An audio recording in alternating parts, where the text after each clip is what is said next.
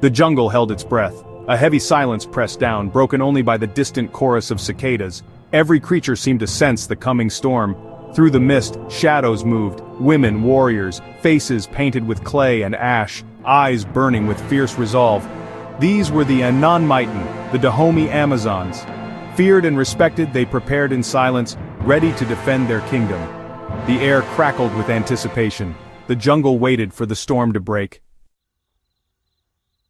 For centuries on the sun-baked plains of West Africa, where the sun beats down relentlessly and the earth stretches out in seemingly endless expanse, a legend had been whispered around campfires passed down through generations under the starlit sky. The crackling flames danced in rhythm with the storyteller's voice, painting vivid pictures of a realm both real and mythical. These tales spoke of a kingdom unlike any other, a place where societal norms were challenged and redefined. A legend of fierce female warriors who fought with the strength of 10 men, their reputation preceding them like a storm front. They were said to possess an unmatched level of discipline and combat prowess, honed through rigorous training and unwavering dedication. Their loyalty to their king absolute, a bond forged in blood and sacrifice, their courage unquestioned, a beacon of bravery shining brightly in the face of adversity. They were the shield and the sword of the Dahomey kingdom, protectors of the realm and enforcers of the king's will. They were the Dahomey Amazons, a force to be reckoned with, their synchronized movements a testament to their rigorous training and unwavering discipline. The Agojie, meaning our mothers in the Fon language, a title of respect and reverence, acknowledging their vital role in the Dahomey society. They were more than just soldiers, they were an integral part of the Dahomey army, a cornerstone of its military might, a powerful force that dominated the region for over 2 centuries, shaping the political landscape and leaving an indelible mark on the history of West Africa. Their very existence challenged traditional notions of warfare and gender roles, shattering stereotypes and paving the way for future generations of women in positions of power.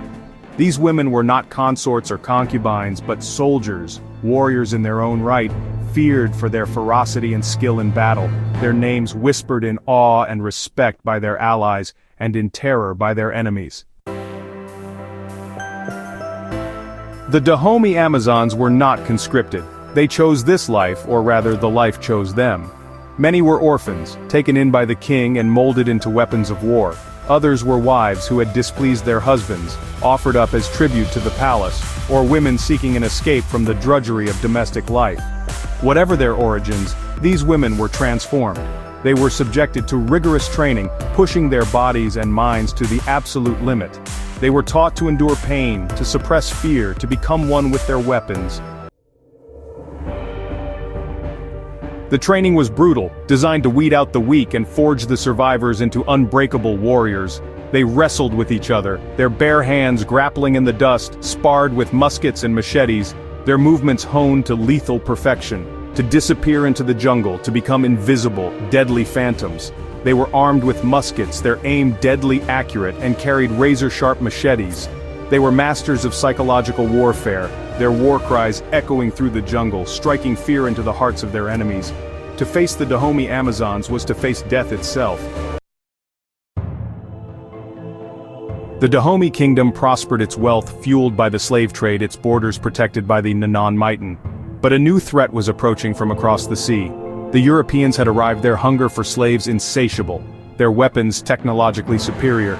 The Dahomey, once invincible, found themselves facing an enemy unlike any they had ever encountered. The Europeans, with their pale skin and strange clothes, brought with them cannons and repeating rifles, weapons of devastating power. The Amazons, armed with their muskets and machetes, faced them with their usual ferocity, but the technological gap was vast. The year is 1892. The kingdom of Dahomey, a realm forged in strength and steeped in tradition, faces its ultimate test. Naui, her eyes, though young, reflected the weight of generations of warriors. They were filled with a mixture of fear, a natural human response to the overwhelming odds, and defiance, an unyielding spirit inherited from her Amazon ancestors.